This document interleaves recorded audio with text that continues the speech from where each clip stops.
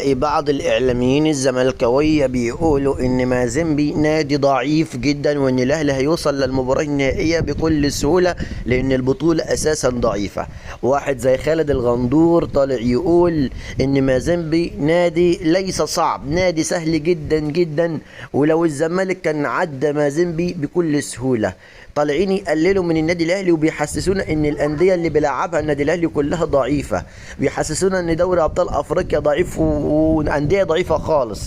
تخيل معايا، يعني الزمالك اللي مش قادر يفوز على ديرمز، يعني الزمالك اللي فضحنا، يعني الزمالك اللي كسفنا، يعني الزمالك اللي لعب نادي اول مره بيتهيألي يلعب في افريقيا بيتعادل معاه 0-0 ومش قادر يفوز عليه في مصر، وحاطين ايدينا على قلبنا وبنقول استر يا رب هنعمل ايه هناك. طالع يقول الاهلي الكبير والبطل اللي بيفوز على الصعب والسهل واللي بيفوز على اي حد، طالع يقول انه بيلعب انديه ضعيفه. طبعا احنا مش هنتكلم كلام كتير عن الاعلاميين دول عشان دول اصلا ما لهمش اي لازمه. نتمنى كل التوفيق ان شاء الله للنادي الاهلي بكره، ويقدر يفوز ويقدر يكتسح ويقدر يوصل للمباراه النهائيه، ولا عزاء للحاقدين. شكرا لكم والسلام عليكم ورحمه الله وبركاته.